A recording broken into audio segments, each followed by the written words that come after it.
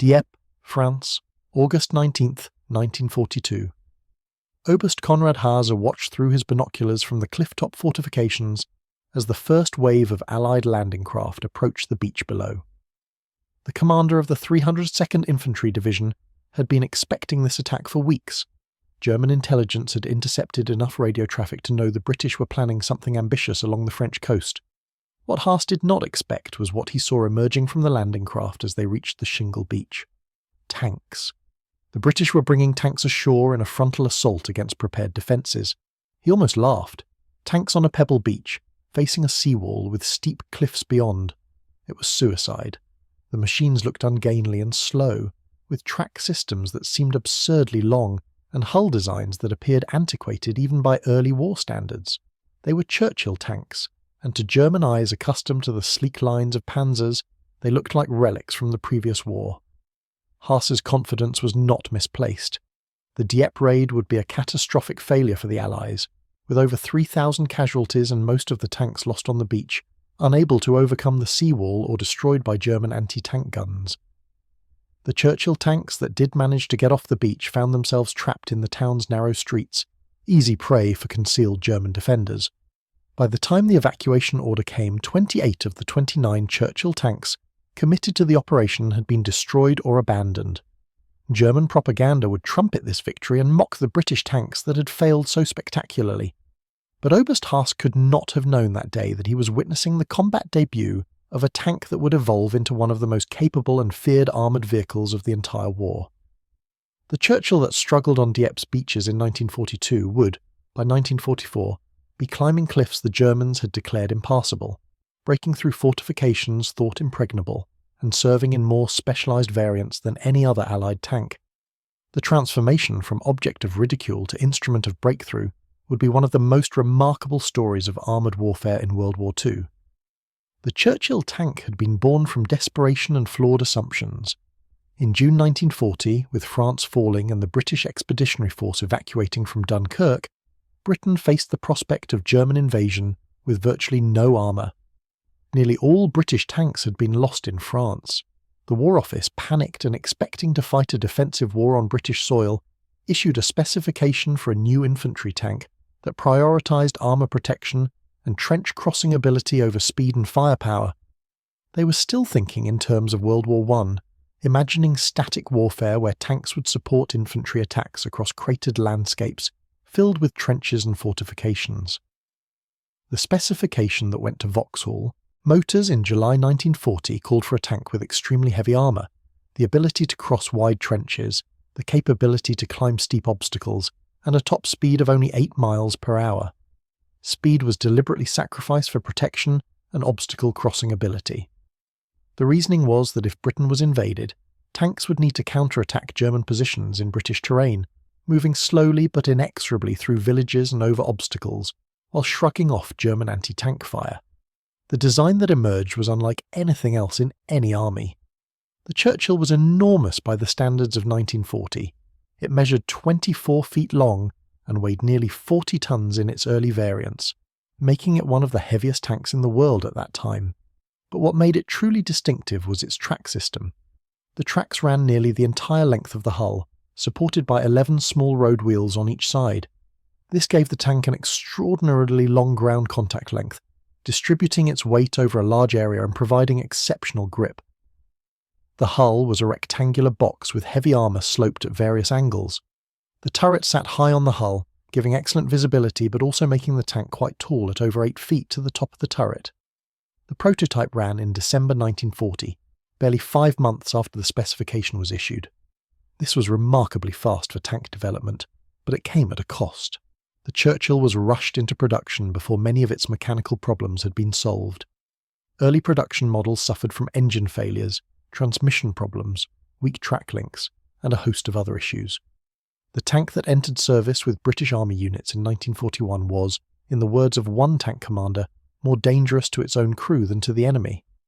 Breakdowns were constant.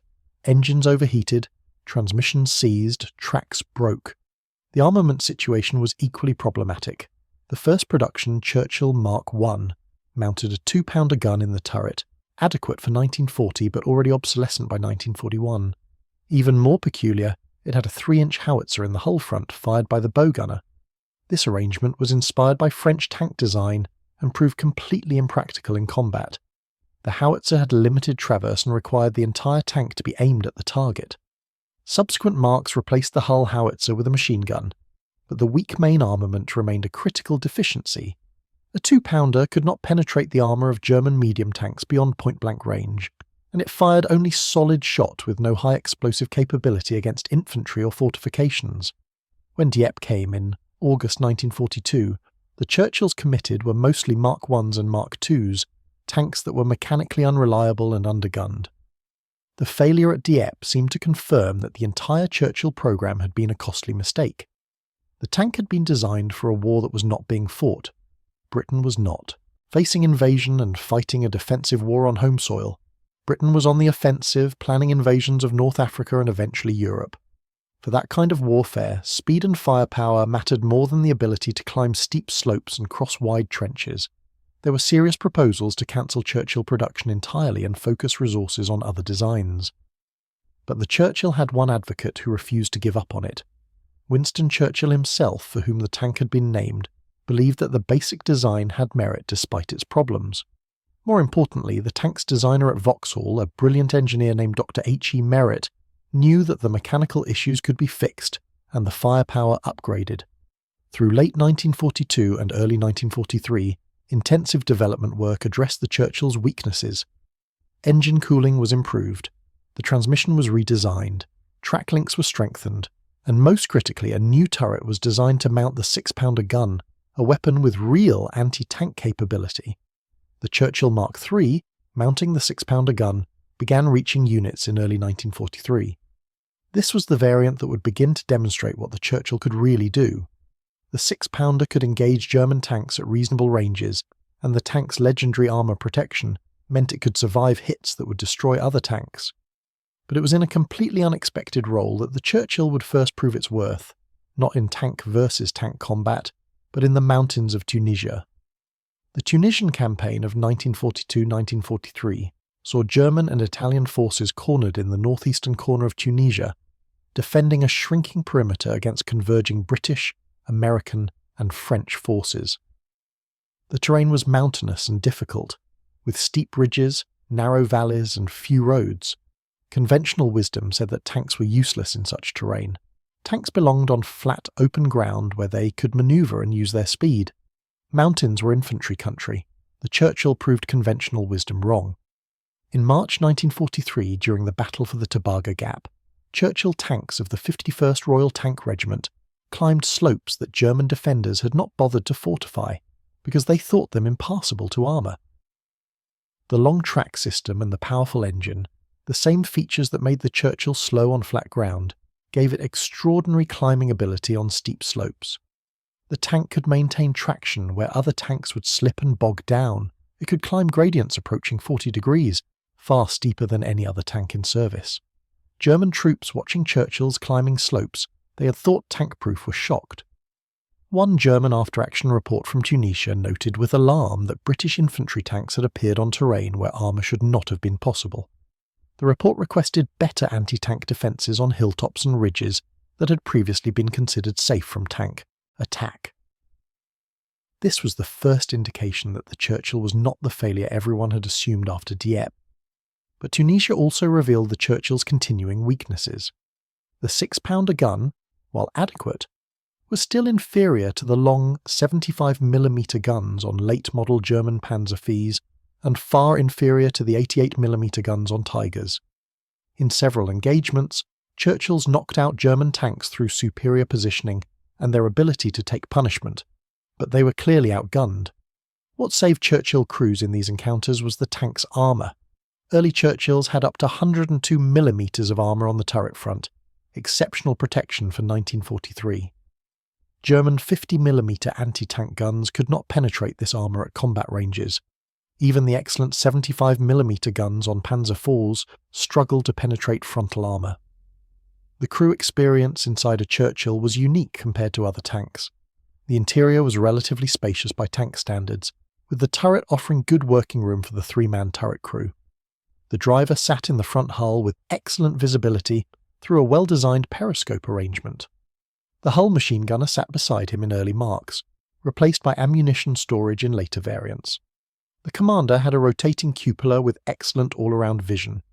The tank was comfortable for the crew in ways that cramped German or Soviet tanks were not, but it was also slow. The top speed of 15 miles per hour meant that Churchills could not keep up with cruiser tanks on the move. In fluid, mobile warfare, this was a serious disadvantage.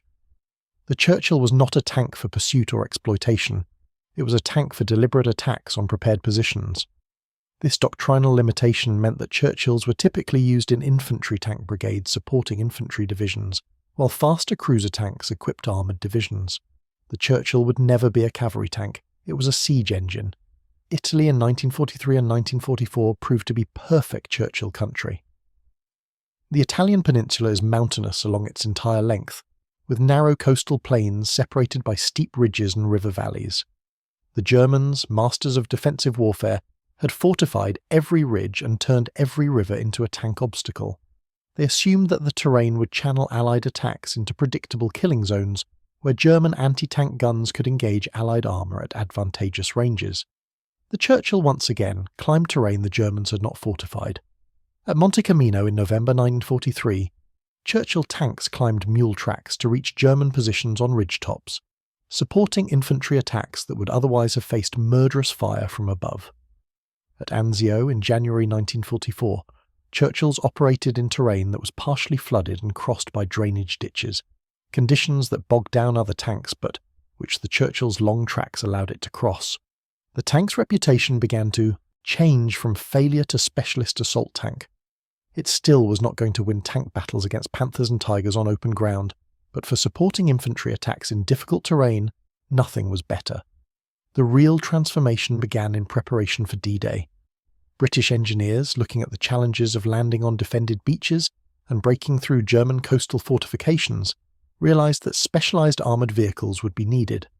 The Churchill's heavy armour, mechanical reliability after years of development, and spacious hull made it the ideal platform for conversion to specialised roles.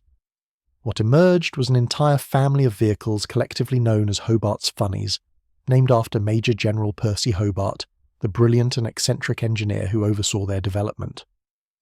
The Churchill Avra, Armoured Vehicle Royal Engineers, was the most important variant.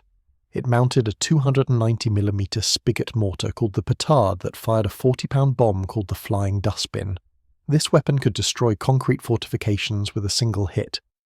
The Evars also carried fascines, huge bundles of wood that could be dropped into ditches to create crossings, or special bridges that could be deployed to span gaps. Avra crews trained extensively in obstacle crossing and breaching operations. They would be the first tanks ashore on D-Day, clearing paths through beach obstacles and destroying fortifications so that follow-on forces could advance. Other Churchill variants included the Crocodile, mounting a flamethrower with range up to 120 yards, supplied by fuel in an armoured trailer towed behind the tank. There was the carpet layer, which carried rolls of reinforced matting that could be laid on soft ground to create temporary roads. The bobbin carried similar matting on a huge reel mounted in front of the tank. There was even an armoured ramp carrier that could position ramps to allow other tanks to climb over tall obstacles. Each variant addressed a specific problem that conventional tanks could not solve. June 6, 1944, D-Day, was where the Churchill's evolution from failure to success reached its culmination. On Golden Sword beaches, where British and Canadian forces landed, Churchill Avers were in the first wave. They waddled ashore, moving slowly but deliberately, and began the work of breaching German defences. Petard mortars blasted holes in concrete walls. Fascines filled anti-tank ditches. Small box girder bridges were deployed to cross seawalls. The Churchills took hits from German anti-tank guns and kept moving. Armour designed to survive heavy punishment proved its worth as shells that would have knocked out any other tank simply bounced off or caused only minor damage. At one location designated Strongpoint Cod, a concrete pillbox covering the beach exit had already knocked out 2 Sherman tanks. A Churchill Avra commanded by Sergeant John Naylor deliberately drove directly toward the position, absorbing multiple 50mm hits that did no serious damage and placed a petard bomb directly against the embrasure of the pillbox. The subsequent explosion killed everyone inside and demolished the position. Naylor's citation for his military medal noted that his Churchill had been hit 6 times but suffered no penetrations. This type of action was repeated dozens of times across the British landing beaches. The most famous Churchill action of D-Day, however, did not involve specialised variants. It involved climbing the cliffs at Pointe du Hoc. Well, not quite Pointe du Hoc, that was the Rangers. The Churchill action was near Vers-sur-Mer, where Churchill tanks of the Staffordshire Yeomanry climbed the steep slope from the beach to the cliff top, something the Germans had considered impossible and therefore had not heavily defended. The long tracks, the excellent traction, the powerful engine, all the features that made the Churchill unsuitable for mobile warfare made it perfect for climbing a muddy 70-degree slope under fire. German troops seeing Churchill tanks appearing at the top of cliffs, they had thought tank-proof experienced the same shock that their colleagues in Tunisia had felt.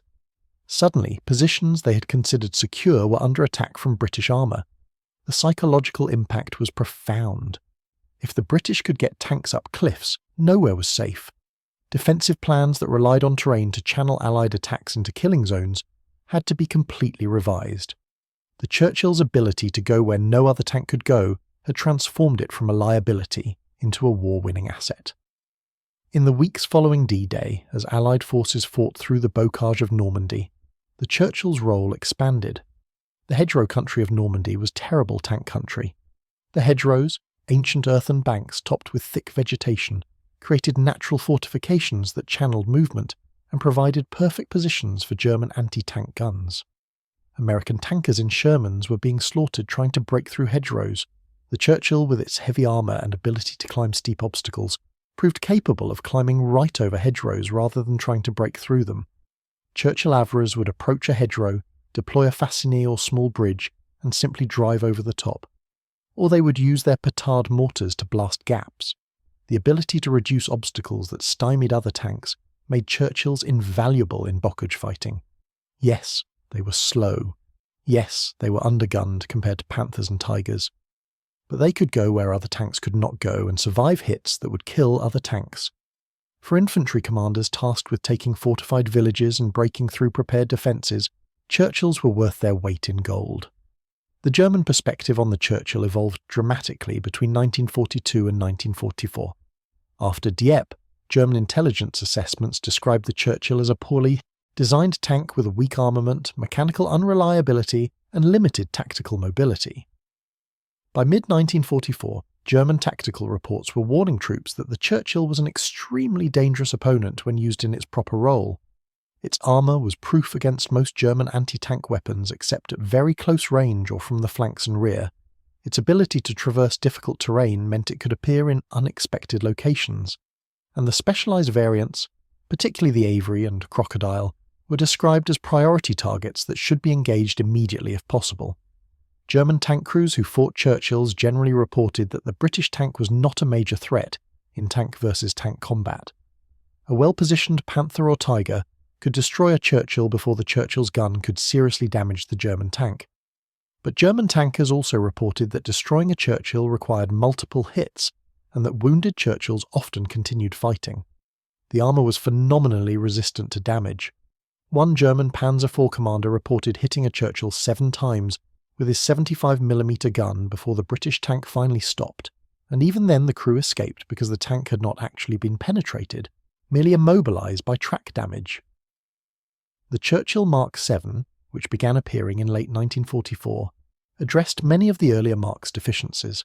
It mounted a 75mm gun that, while not as powerful as the German long 75mm, was adequate for most combat situations and could fire high explosive shells against infantry and fortifications. The armour was increased to 152mm on the turret front, making it virtually immune to any German tank gun except the Tiger's 88mm at close range, or the Panther's 75mm from the flank. The mechanical reliability was excellent after years of development. The Mark VII Churchill was the tank the original designers had envisioned, finally perfected after 4 years of combat experience.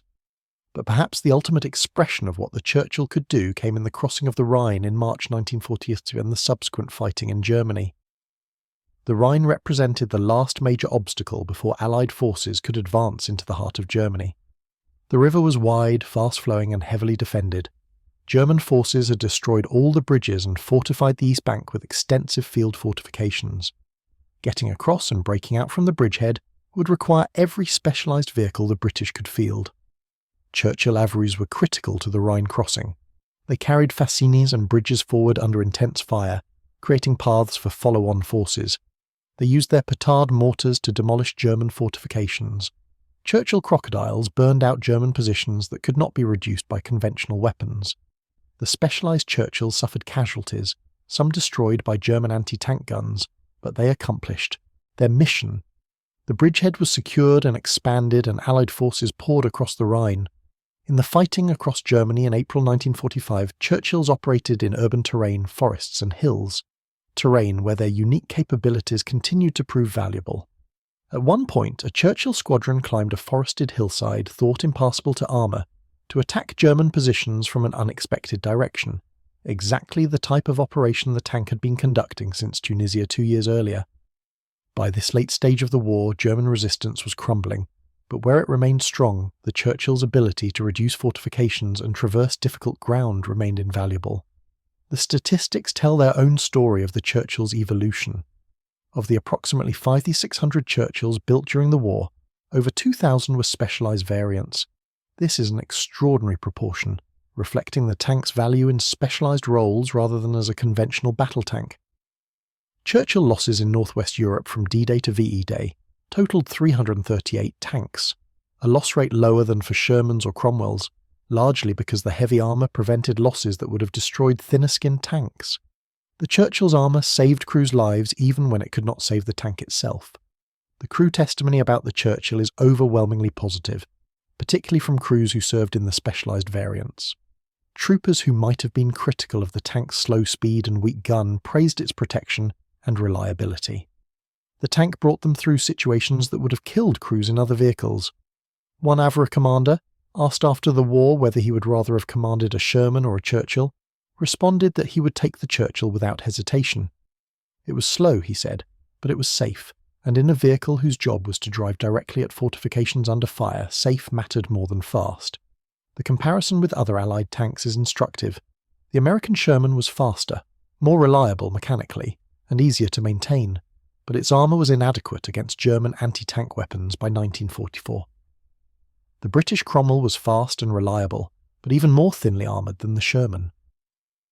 The American M26 Pershing, which entered service in early 1945, was well armed and reasonably protected, but came too late and in too few numbers to matter. The Churchill, for all its limitations in mobility and firepower, offered protection that no other Allied tank could match, and terrain crossing ability that proved invaluable in the terrain where the war was actually being fought. The question of why the Germans never developed a similar heavy infantry tank is interesting. Germany had flirted with super heavy tank designs, the Maus and E-100, but these were impractical monsters that never saw combat. The closest German equivalent to the Churchill was probably the Tiger bomb, which was also slow and heavily armoured but was designed as a heavy tank for destroying enemy armour rather than an infantry support tank for reducing fortifications. The Tiger's role and doctrine were different, reflecting different tactical philosophies. The Germans focused on killing enemy tanks, while the British designed the Churchill to support infantry in attacking fortifications. The post-war service of the Churchill extended well into the 1950s. The British Army retained Churchills in service until 1952, using them for training and as range targets. More surprisingly, Ireland purchased a handful of Churchills for its army in 1948 and operated them until the mid-1960s, making the Churchill one of the longest-serving tanks of the World War II era.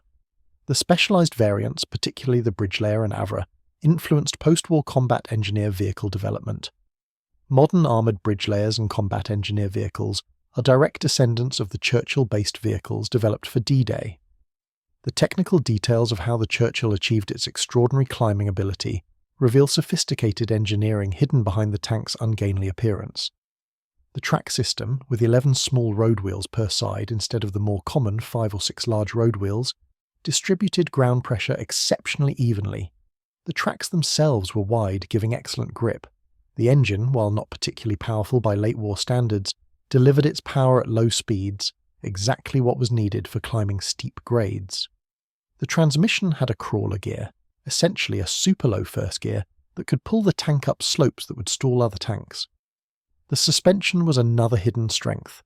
The Churchill used a simple coil spring suspension for each road wheel, a design that was easy to manufacture and maintain, but that also gave excellent articulation. The independent suspension allowed the road wheels to move over obstacles while maintaining track contact, crucial for climbing over rubble or rough ground. The long ground contact length meant that even if several road wheels lost contact with the ground, enough remained in contact to maintain traction. This was why the Churchill could climb obstacles that would stop other tanks. The entire design was optimized for obstacle crossing, even at the expense of speed. The combat loading of a Churchill was typically around 84 rounds for the main gun, a reasonable amount that allowed sustained combat operations. The coaxial machine gun carried nearly 5,000 rounds of ammunition. The tank had a crew of 5, commander, gunner, loader in the turret, driver and hull machine gunner, or radio operator in the front hull. Later Marks eliminated the hull machine gunner position, giving the driver more room and relocating the radio to the turret. The crew stations were ergonomically designed with attention to visibility and ease of operation. One often overlooked aspect of the Churchill's success was its exceptional reliability by late war standards. The early Marks had been mechanical nightmares, but by 1944 the Churchill was one of the most reliable tanks in British service. The mechanical simplicity of many components, particularly the suspension and transmission, meant fewer breakdowns and easier field maintenance. American tankers who transferred from Shermans to Churchills for special operations often commented that while they missed the Sherman speed, they appreciated the Churchill's reliability and the confidence that came from sitting behind 152mm of armour. The specialised variants each deserve individual attention for their contributions. The Churchill Crocodile was particularly feared by German troops. The flamethrower had longer range than German flamethrowers and carried enough fuel for about 81-second bursts. The flame could reach into bunkers and fortifications where conventional weapons were ineffective. German troops defending bunkers had the choice of being burned alive or evacuating their positions. Most chose evacuation, making the Crocodile an extremely effective weapon for reducing fortifications even when it did not actually fire. The threat was often enough. The Churchill Avro was arguably the most important variant. The petard mortar was a crude weapon with limited range and accuracy, but against fortifications it was devastating. The 40-pound bomb, officially designated the General Wade, had enough explosive to demolish concrete pillboxes or blast through walls. Avro crews developed techniques for approaching fortifications, absorbing defensive fire on their heavy armour, and placing petard bombs with precision. They also carried a variety of obstacle-clearing equipment, fascines, bridges, explosive charges, and even bobbin matting for soft ground. The bridge-laying variants could deploy a 30-foot bridge in under 2 minutes, allowing follow-on tanks to cross obstacles quickly. The bridge was strong enough to support tanks up to 60 tons, which meant it could handle any Allied vehicle and even captured German Tigers. In urban warfare, these bridges allowed tanks to cross anti-tank ditches and bomb craters that would otherwise have channeled them into killing zones. The ability to create crossing points on demand was a capability that no other army possessed to the same degree. The Churchill's doctrinal use evolved as understanding of its capabilities grew. Initially conceived as an infantry tank for deliberate attacks, by 1944 it was being used in a variety of roles. In assault engineer units, Churchills were the primary vehicle for breaching operations. In regular tank units, Churchills provided the heavy punch for reducing fortifications, while faster cruiser tanks handled exploitation and pursuit. The tank had found its niche not through original design intent, but through combat experience revealing what it could do that other tanks could not. The training required to effectively use a Churchill, particularly the specialised variants, was extensive. Avro crews underwent months of specialised training in obstacle recognition, bridge deployment, fascine placement, and petard firing techniques. They practised coordinating with infantry and sappers to conduct complex breaching operations. The investment in training paid off on D-Day and beyond, when highly skilled Churchill crews executed intricate operations under fire that required split-second timing and precise coordination. The night of June 5, 1944, as Churchill crews prepared for D-Day, many must have reflected on the journey their tank had taken. From the disaster at Dieppe to the mountains of Tunisia to the hedgerows of Normandy, the Churchill had evolved from a failure into a specialised assault tank without peer. The crews climbing into their tanks that night knew they were driving into the most heavily defended beaches in history. But they also knew that their Churchills could survive hits that would destroy other tanks, could cross obstacles other tanks could not cross, and could reduce fortifications other tanks could not touch. The German defenders waiting on those beaches had been assured by their commanders that the Atlantic Wall was impregnable, that the terrain made armoured assault impossible, that Allied tanks would be destroyed on the beaches if they even got that far. They had been told similar things at Monte Cassino and Anzio and other places where Churchills had appeared where armour should not have been possible. By dawn on June 7th, as Churchill tanks consolidated positions on cliff tops and ridges the Germans had thought tank-proof, those German defenders knew the truth. The ungainly British tank they had mocked at Dieppe had become the most capable assault tank in the world. The irony is that the Churchill succeeded by doing exactly what it had been designed to do, just not in the way anyone had envisioned. The specification for a heavily armoured tank capable of crossing trenches and climbing obstacles had been written in 1940 for a defensive war in Britain that never happened. But those same capabilities, mobility over difficult terrain and heavy armour, proved perfectly suited for the offensive war that Britain actually fought. The Churchill climbed not the rubble of bombed British cities but the cliffs of Normandy and the mountains of Italy. It crossed not trenches dug in English soil but anti-tank ditches defending the Third Reich. It supported not defensive counterattacks but offensive assaults across Europe. By war's end, the Churchill was recognised as unique and valuable design that filled a niche no other tank could fill. It was not the best tank in any single category. It was slower than Shermans, less heavily armed than Pershings, and could not match German tanks in mobile warfare. But for supporting infantry assaults, reducing fortifications, crossing difficult terrain, and surviving battle damage, nothing was better.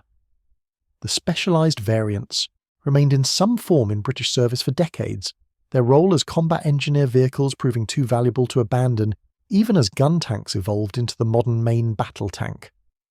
The story of the Churchill is ultimately about how a design that was initially a failure became a success by finding the right role.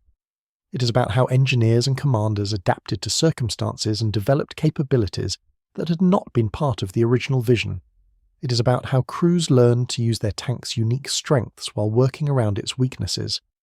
And it is about how the Germans learned, too late to matter, that the British tank they had mocked was capable of climbing any cliff, crossing any obstacle, and reducing any fortification they thought would stop it. The Churchill tank that struggled on Dieppe's beaches in August 1942 had become, by June 1944, the unstoppable siege engine that British armour commanders had needed all along. The individual stories of Churchill crews provide essential context for understanding how the tank succeeded despite its limitations. Sergeant Harold Harper, of the 34th Tank Brigade, commanded a Churchill Mark IV in Italy during the winter of 1943-1944. His account, recorded in post-war interviews, describes what it was like to take a 40-ton tank up a mountain track never intended for vehicles. The engine would roar, the tracks would bite into mud and rock, and the whole tank would shudder as it climbed grades that seemed impossible. German positions above would pour down machine gun and rifle fire that rattled off the armour like hail on a tin roof. Harper described feeling absolutely safe behind that armour, knowing that nothing short of an 88mm gun was going to penetrate the front of his tank. When his Churchill reached the crest and his gunner put a 6-pounder round into a German machine gun nest at 50 yards, the psychological effect on the defenders was immediate. They had not expected a tank. Many surrendered rather than face an armoured vehicle, where they thought they were safe from armour. The mechanical evolution of the Churchill through its various marks tells a story of continuous improvement based on combat experience. The Mark I and II that failed at Dieppe were replaced by the Mark III with its 6-pounder gun by early 1943. The Mark IV, appearing later that year, refined the design further with improved armour arrangement and better engine cooling. The Mark V was a Mark IV with a close support howitzer, instead of the 6-pounder, useful for infantry support but less common than the gun-armed version. The Mark VI mounted a British-made 75mm gun and began appearing in mid-1944, giving the Churchill real firepower for the first time. But it was the Mark VII that represented the culmination of Churchill development. Sometimes called the Heavy Churchill, This variant was a significant redesign rather than just an upgrade. The hull was wider to accommodate a larger turret ring. The armour was dramatically increased, with 152mm on the turret front and 152mm on the upper hull front, making it the most heavily armoured Allied tank in service. The suspension was strengthened to handle the increased weight, which had grown to over 42 tons. The 75mm gun was the same weapon used on the Mark VI, but the increased armour made the Mark VII far more survivable in combat. The Mark VII entered service in late 1944, and German tankers who encountered it found that their standard anti-tank weapons were almost useless against it frontally. A German Panzer IV commander interviewed after the war described engaging a Churchill Mark VII at about 800 metres, a range where his 75mm gun should have been effective. He fired 5 rounds, achieving 4 hits on the British tank's turret and upper hull. All 4 shots ricocheted or failed to penetrate. The Churchill returned fire, missed, but then began advancing directly toward his position. The German commander ordered his crew to retreat, understanding that if the Churchill got close enough to use its gun effectively, his thinner armoured Panzer IV would be destroyed. This reversal of the usual dynamic, where German tanks outgunned Allied armour, was psychologically devastating to German crews accustomed to technical superiority. The production facilities for the Churchill were spread across multiple sites, which proved advantageous when German bombing raids targeted British industry. The main production was at Vauxhall's Luton plant, but components were manufactured at dozens of subcontractors. Final assembly also took place at several locations. This distributed production meant that damage to any single facility would not halt Churchill production. The British learned from the industrial concentration that had made early war production so vulnerable to bombing. By 1943, tank production was dispersed, redundant, and resilient. The workforce building Churchills was largely female by 1943, as men were conscripted into military service. Women who had never seen a factory before the war were welding armour plate, assembling engines, and installing weapon systems. The quality of their work was exceptional, with Churchill reliability improving steadily throughout the war as manufacturing techniques were refined and quality control was intensified. Post-war analysis showed that late production Churchills had significantly fewer defects than early production, a tribute to workforce skill and experience. The logistics of supporting Churchill operations were challenging due to the tank's weight and size. Transportation by rail required heavy-duty flat cars. Road marches had to avoid bridges with weight limits below 45 tons. Recovery of damaged or broken-down Churchills required specialised equipment and experienced recovery crews. The British developed heavy recovery vehicles, some based on the Churchill chassis itself, specifically to handle disabled Churchills. A Churchill armoured recovery vehicle could tow another Churchill, mount a crane for engine changes, and carry spare parts and tools. These recovery vehicles were essential for maintaining operational readiness. The fuel consumption of a Churchill was substantial. The Meteor engine, derived from the Rolls-Royce Merlin aircraft engine but derated and adapted for tank use in later Marks, consumed fuel at a rate that limited operational range to about 90 miles on roads and considerably less cross-country. This meant that Churchill units required extensive logistical support, with fuel trucks following the combat vehicles. In the rapid advances across France and Germany in late 1944 and early 1945, fuel supply sometimes limited Churchill operations more than enemy action. The slow speed meant that Churchills took longer to cover the same distance as faster tanks, consuming more fuel in the process. The ammunition load varied by mark but typically included about 80 rounds of main gun ammunition and several thousand rounds of machine gun ammunition. The 75mm gun on later Marks could fire armour-piercing, high-explosive and smoke rounds, giving the commander flexibility in engaging different target types. The armour-piercing ammunition could penetrate about 90mm of armour at 500 yards, adequate for German medium tanks but insufficient against Panthers or Tigers, unless attacking from the flank. The high-explosive shells were effective against infantry, fortifications and soft vehicles. Churchill crews learned to use terrain and their tanks' superior protection to close to ranges where their gun was effective, rather than engaging in long-range duels where German guns had the advantage. The crew comfort and survivability features of the Churchill were superior to most tanks of its era. The spacious interior meant crew members were not cramped, reducing fatigue during long operations. The thick armour provided psychological security that affected crew performance. Studies showed that crews in heavily armoured vehicles fought more aggressively and effectively than crews in thinly armoured vehicles, even when the actual threat level was similar. Knowing you were safe behind 152mm of armour made you bolder. The escape hatches were well designed, with multiple exit points allowing rapid crew evacuation if the tank was disabled. This attention to crew survival reflected British thinking that experienced crews were valuable assets worth protecting. The maintenance requirements for a Churchill were manageable, with trained personnel and adequate supplies. The engine could be removed and replaced in about 12 hours with a crane and skilled mechanics.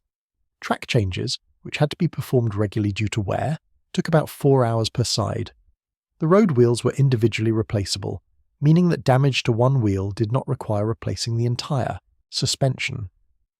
The simple coil spring suspension was easy to maintain and repair.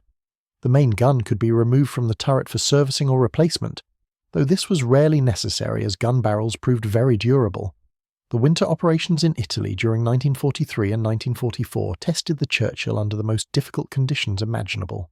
Snow, mud, ice and mountains combined to create terrain where even tracked vehicles struggled. The Churchill's excellent traction and weight distribution gave it an advantage in these conditions. While lighter tanks would slip and slide on icy slopes, the Churchill's long tracks and crawler gear allowed it to maintain grip and momentum. The heating system, essential for crew comfort and preventing moisture build-up inside the tank, worked reasonably well in cold conditions, though crews still wore heavy clothing during winter operations. One particular action in Italy deserves detailed examination for what it reveals about Churchill capabilities. In February 1944, during the fighting around Monte Cassino, a troop of 4 Churchill tanks from the North Irish Horse was tasked with supporting an infantry attack on a German position on a steep hillside. The infantry had been repeatedly repulsed by German machine gun and mortar fire from positions dug into the hillside. The ground was too steep for the infantry to assault effectively, and the German position was too well protected for artillery to destroy it. The Churchill troop commander, Captain James Mitchell, studied the terrain and decided that if his tanks could reach the top of the ridge, they could fire directly into the German positions from above. The climb took over an hour. The Churchills moved in single file up a track that was barely wide enough for the tanks. German troops fired machine guns and rifles at the British tanks, the bullets sparking off the armour. At one point, a German soldier attempted to attack Mitchell's tank with a magnetic mine, a satchel charge designed to stick to armour and detonate. The German got close enough to place the charge, but it failed to stick properly to the Churchill's muddy armour and slid off before exploding harmlessly beside the tank. Mitchell's hull gunner killed the German soldier with a burst of machine gun fire. The tanks continued climbing. When the Churchills reached the ridgetop, they were above the German positions. Mitchell's gunner fired into the German trenches at point-blank range, the high explosive shells devastating the exposed troops below. The other 3 tanks moved into position and added their fire. Within 15 minutes, the German position that had held up the British advance for 2 days was destroyed. The surviving German soldiers surrendered, including an officer who told his British captors that he had been assured tanks could not reach the ridgetop. The Churchill's appearance above them had broken their will to resist.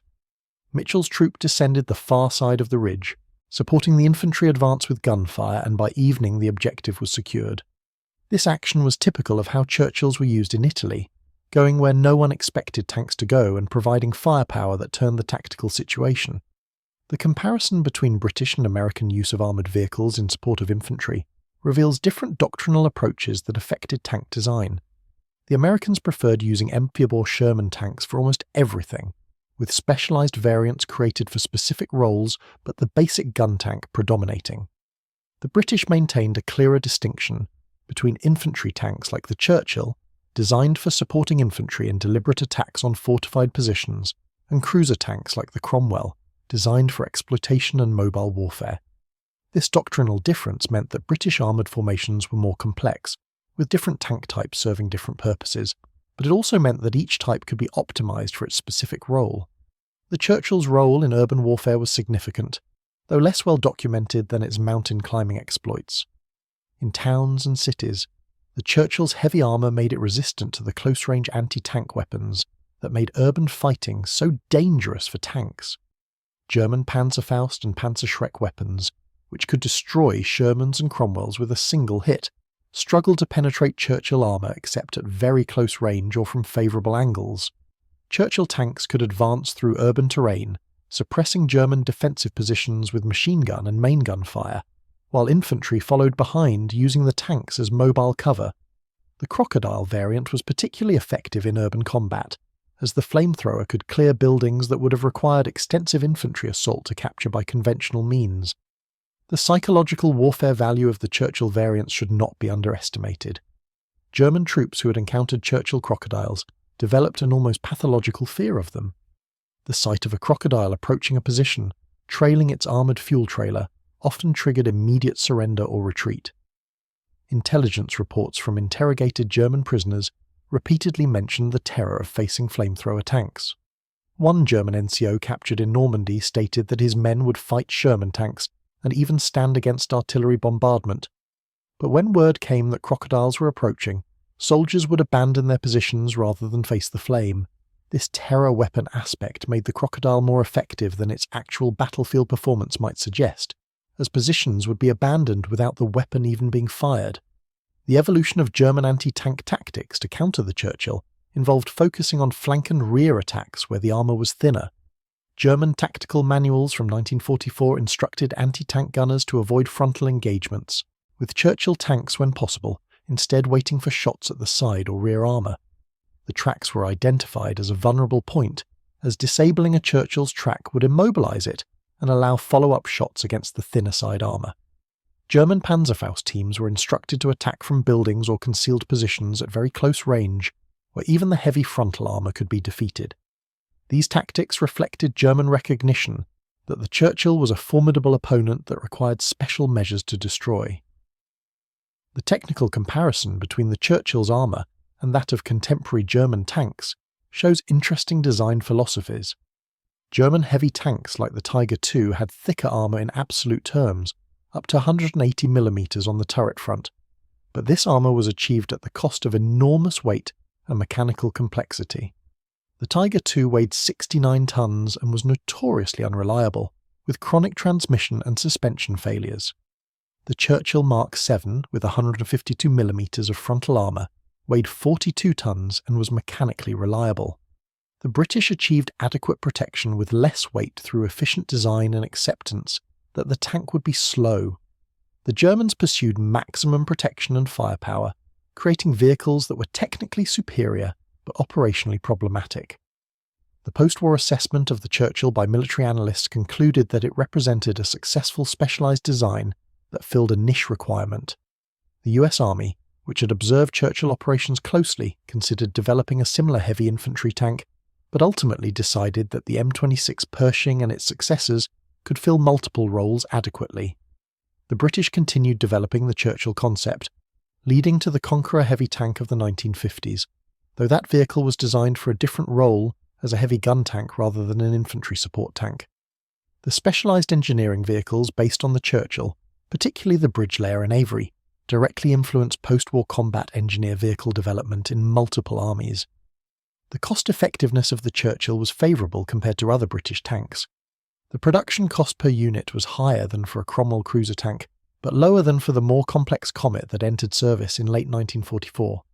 The long service life and low loss rate meant that Churchill tanks produced in 1943 were still in service in 1945, providing good return on investment. The specialised variants, while expensive to convert, provided capabilities that would have been impossible or far more costly to achieve by other means. A Churchill Avra could accomplish bridging and breaching tasks that would have required extensive engineer support and caused significant infantry casualties to achieve without armoured engineer vehicles. The crew training pipeline for Churchills was extensive, reflecting the complexity of operating these vehicles effectively. Basic tank training took several weeks, teaching driving, gunnery, radio operation and maintenance. Specialised training for Avery and other variant crews could take several additional months, as these vehicles required knowledge of demolition, bridging, and specialised weapons employment. The training paid dividends in combat, as well-trained Churchill crews could execute complex operations under fire that poorly trained crews would have botched. The British emphasis on thorough training though it meant units took longer to reach operational status, resulted in more effective performance when they did enter combat. The night operations conducted by Churchill units required specialised training and equipment. The Churchill was not a fast tank that could exploit darkness for rapid movement, but its heavy armour made it relatively safe during night advances when visibility limited effective anti-tank fire. Churchill units conducted numerous night attacks in Italy, using the cover of darkness to close with German positions before launching dawn assaults. The tactics required careful navigation and coordination, as maintaining unit cohesion in darkness with slow-moving vehicles was challenging. Radio communication was essential, but radio discipline had to be maintained to avoid alerting German listening posts to British movements. The relationship between Churchill tank crews and the infantry they supported was generally excellent. Infantry appreciated that Churchill tanks could absorb punishment while providing fire support, reducing infantry casualties.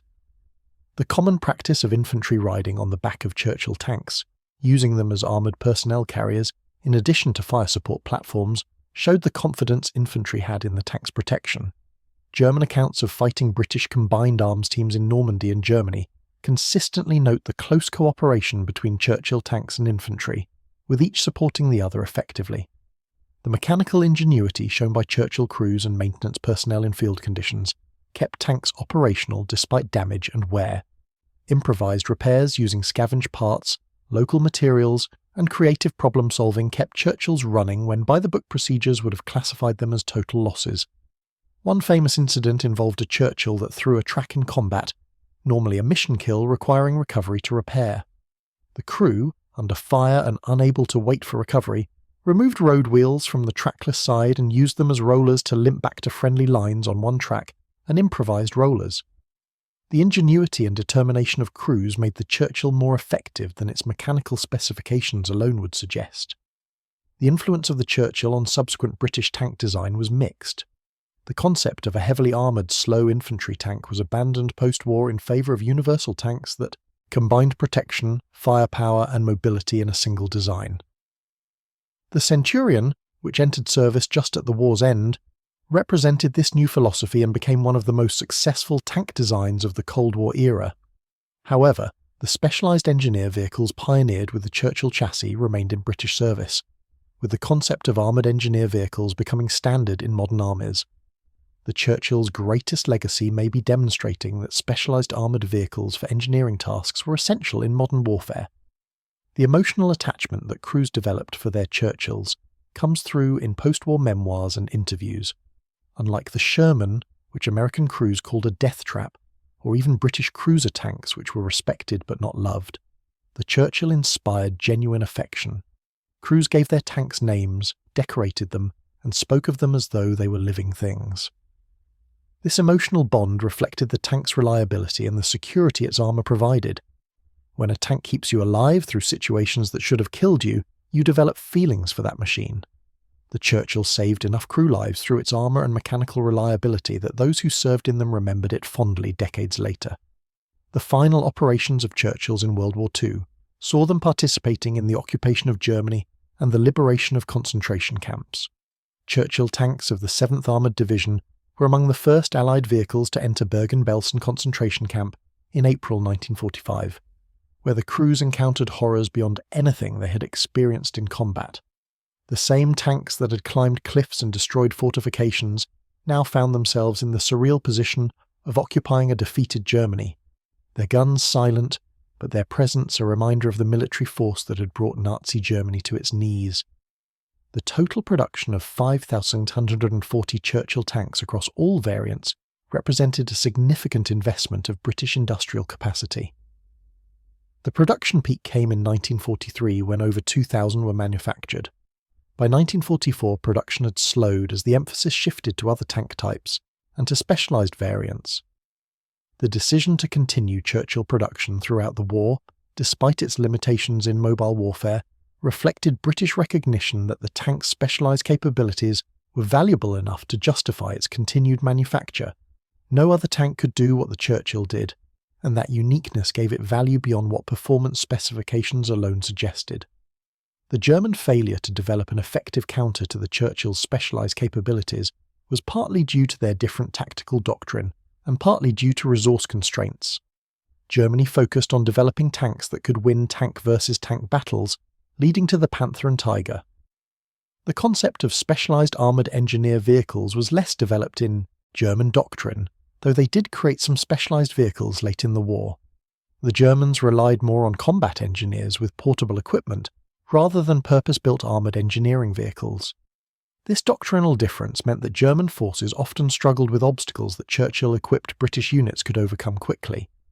The preservation of Churchill tanks for museums and monuments after the war was limited initially, as many were scrapped during post-war demilitarisation.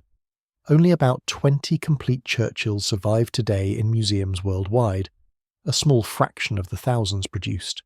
Several are in running condition, maintained by enthusiasts and museums, allowing modern audiences to see and hear these historic vehicles in operation.